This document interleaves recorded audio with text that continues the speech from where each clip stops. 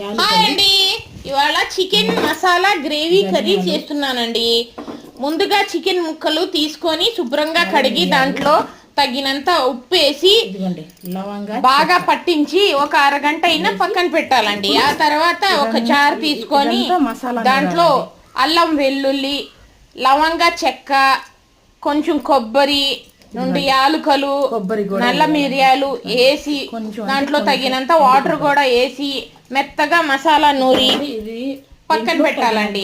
ఆ తర్వాత stove on చేసి బాండీ పెట్టి బాండీ వేడైన తర్వాత తగినంత ఆయిల్ వేసి ఆయిల్ వేడైన తర్వాత దాంట్లో ఉల్లిపాయ ముక్కలు వేసి ఉల్లిపాయ ముక్కలు ఎర్రగా అయిన తర్వాత ముందుగానే మసాలా పట్టించి పెట్టిన ఆ చికెన్ ముక్కలు వేసి దాంట్లోనే ఉప్పు, కారం, పసుపు తగినంత వేసి కొంచెం పెరుగు కూడా వేసి ఒక 10 నిమిషాలు సిమ్లో మగ్గిన తర్వాత దాంట్లో 2 పచ్చిమిర్చి, దాంట్లో కొంచెం కొత్తిమీర వేసి ఇంకో 10 నిమిషాలు సిమ్లో పెడితే రెడీ అండి చికెన్ మసాలా గ్రేవీ కర్రీ.